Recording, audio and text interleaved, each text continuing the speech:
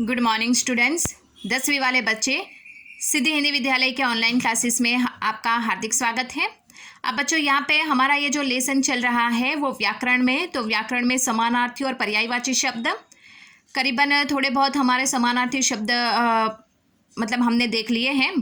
अब यहाँ पे थोड़े और समानार्थी शब्द है जो हमें देखने हैं। ठीक है, आप ये धीरे धीरे अपनी कॉपी में लिखते चले जाइए कि सिर्फ शब्द है और उसके अर्थ ही है, ज़्यादा कुछ नहीं है। जो आपको लिखना है ये आगे जाकर बच्चों आपको काम में भी आएगा, आगे 11वीं 12वीं में भी काम में आएगा।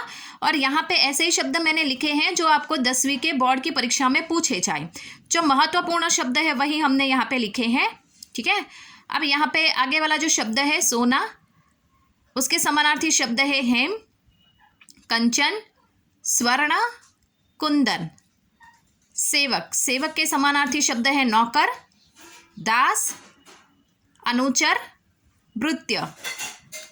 ब लिखा है भृत्य, आधा त य पूरे य के साथ जोड़ा हुआ है। ठीक है, उसके बाद सूर्य, सूर्य का समानार्थी शब्द है रवि, भास्कर, आदित्य, दिवाकर, अरुण, अरुण।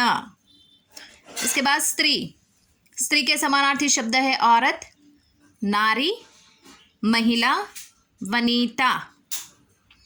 उसके बाद शिक्षक, शिक्षक के समानार्थी शब्द है अध्यापक, गुरु, आचार्य, उपाध्याय। उसके बाद शरीर, शरीर के समानार्थी शब्द है तन, काया, गात, दे।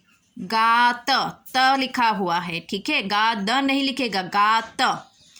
उसके बाद आगे वाला जो शब्द है बच्चों यहाँ पे हवा, तो हवा के समानार्थी शब्द है वायु, मरुत, अनिल, समर, वात, प्रभंजन। प्र आधा प्र है, प है। उसके बाद भ के ऊपर बिंदी है, भंजन। ठीक है, प्रभंजन। उसके बाद हाथ, हाथ के समानार्थी शब्द है कर, हस्त, पाणी। पानी नहीं लिखना, न नहीं लिखा है, अण लिखा हुआ है। ठीक है, उसके बाद का समानार्थी शब्द ज्ञानी, ज्ञानी के पर्यायवाची शब्द है विद्वान, मनीषी, कोविद। कोविद लिखा है। ठीक है, आप लिखने में वो वाला ड नहीं लिखिएगा। हमें ये अभी जो शब्द मतलब चल रहा है उसका और इसका कोई लेना देना नहीं है, दोनों का विपरीत अर्थ होता है। वरना आप बोलोगे कि कोविड, कोविड यानी कि मतलब वो कोविड जो बोला जाता है वो कोरोना वाला कोविड नहीं लिखना है। समझ में आया? यहाँ पे द लिखा हुआ है, वो ड लिखा हुआ है, वो थोड़ा देखिएगा। किसान, किसान के समानार्थी शब्द है खेतहर, हलवाहा, हलदर, कृषक। उसके बाद का समानार्थी शब्द है घोड़ा, उसके पर्यायवाची शब्द है अश्व, तुरंग, हई, घोटक। यहाँ पे हई, ह य ये लिखना है आपको। उसके बाद आगे वाला शब्द है समानार्थी शब्द तोता, तोते के समानार्थी शब्द यहाँ पे बोर्ड की परीक्षा में पूछे जाते हैं, जिसका समानार्थी पर्यायवाची दूसरा शब्द होता है सुग्गा, कीर, शुक। शुक्र नहीं लिखना है, शुक लिखना है। आपको याद होगा कि ये संस्कृत में 9th में ये शब्द आए होंगे बहुत सारे। उसके बाद पत्थर, पत्थर के समानार्थी शब्द है पाषाण, शिला, पाहन, प्रस्तर। प्र जो होता है वो आधा, स होता है वो भी आधा है, पूरे त के साथ जुड़ा हुआ, प्रस्तर। और पाहन, पाहन आपको याद होगा ये काव्य में आया था, पाहुन आए जो देश, वो पाहुन, ये पाहन यानी पाहन यानी पत्थर, और वो पाहुन। ठीक है, पाहुन, पाहुन यानी वो मेहमान। पर्वत, पर्वत के समानार्थी शब्द है गिरी, नग, नग, नग, अचल, शैल। भौरा, भौरे के समानार्थी शब्द है अली, मधुकर, मधुप, भ्रमर। प्रसिद्ध, प्रसिद्ध के समानार्थी शब्द है विख्यात, प्रख्यात, मशहूर, ख्यात। तुच्छ, तुच्छ के पर्यायवाची शब्द है नीच, निकृष्ट, अधम, पतित, पतित। गंगा, गंगा के समानार्थी शब्द है सुरसरी, देव नदी, भगीरथी, सुर नदी। सुर लिखोगे तो मात्रा नीचे छोटी वाली बड़ी वाली जो मात्रा है ऊ लगाने समय आप थोड़ा ध्यान में रखिएगा, ह्रस्व ऊ और दीर्घ ऊ में, ठीक है। दुख, दुख के समानार्थी शब्द है पीड़ा, वेदना, कष्ट। कमल, कमल ये शब्द के भी समानार्थी शब्द बोर्ड की परीक्षा में पूछे जाते हैं, जिसके समानार्थी शब्द है नीरज, जलज, जलज जल यानी पानी, यानी जन्म होने वाला, उत्पन्न होने वाला, जल में उत्पन्न होने वाला कौन सा? कमल। पंकज, अंबुज, अरविंद, राजीव। अब देखिए वापस वो शब्द अतिथि, अतिथि के पर्यायवाची शब्द पाहुन। मैंने अभी अभी आपको आगे वो पाषाण में बताया था, पत्थर में बताया था, वो पाह न लिखा है, यहाँ पे पाहु न लिखा है। मात्रा के ऊपर बार बार कहती हूँ बच्चों, थोड़ा ध्यान दीजिएगा। पाहुन, मेहमान, आगंतुक, ग के ऊपर बिंदी लगी है, देखिए आगंतुक। अभ्यागत, अ पूरा है, ब आधा है, जो या के साथ जुड़ा हुआ है, अभ्यागत। निर्मल, निर्मल के समानार्थी शब्द है साफ, शुद्ध, पवित्र, स्वच्छ।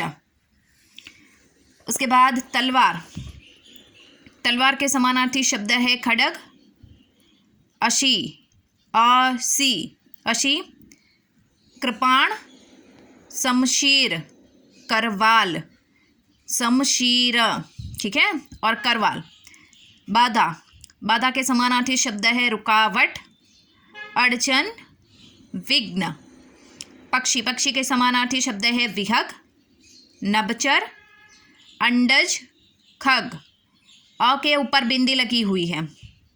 गरीब, गरीब के समानार्थी शब्द है निर्धन, रंक, कंगाल, दरिद्र।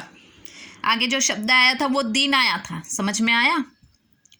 उसके बाद साधु, साधु के समानार्थी शब्द है संत, वैरागी, यति, सन्यासी।